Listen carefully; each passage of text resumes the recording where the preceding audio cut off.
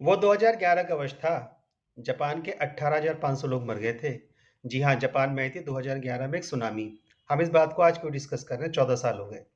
Tsunami आई थी। अगर आप जापान के चेत को जानते हैं तो जापान एक ऐसा देश है जिसमें मानवीय मूल्यों का जो हिसाब किताब रखा जाता है वो बहुत उच्च कोटि का रखा जाता है। उनके मानव के मूल्यों का हिरास यानी कि fundamental rights of human beings का किसी प्रकार से वायलेशन नहीं होना चाहिए।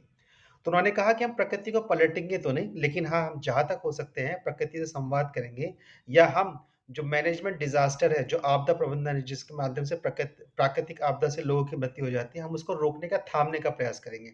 और इसी प्रयास में उन्होंने एक प्रयास प्रारंभ करा और 14 साल के बाद वह प्रयास लगभग सफल हो चुका है। जापान ने एक 395 किलोमीटर की लंबी वॉल बना दी है प्रशांत महासागर में। हम जानते हैं, अगर हम जापान की ज्योग्राफी को देखेंगे, तो जापान का जो बॉर्डर है वो पैसिफिक ओशन को टच करता है और वहीं से उसके पास सुनामी आती है। तो 395 किलोमीटर की लंबी वॉल उसने बना दी है। जो वॉल, जो दीवार बनाई है, उसकी जो हाइट है वो लगभग 12.5 मीटर की है। आप इस वॉल की इमेज को देख पा रहे होंगे जो मैंने थंबनेल के साथ इसमें शेयर करी है।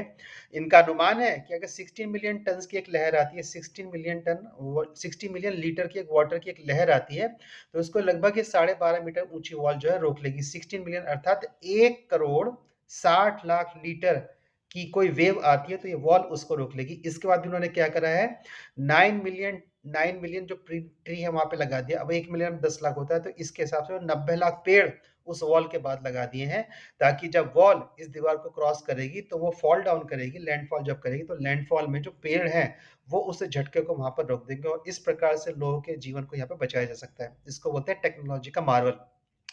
जापान दुनिया का एक ऐसा देश है वो अपनी टेक्नोलॉजी के बेस से पूरे विश्व में राज करता है। अगर आपको जापान की टेक्नोलॉजी का मार्वल भारत में देखना है, तो भारत में जितनी मेट्रो रेल चल रही है, भारत में जितनी वंदे भारत चल रही है, उनकी टेक्नोलॉजी जापान से इम्पोर्ट करी गई है।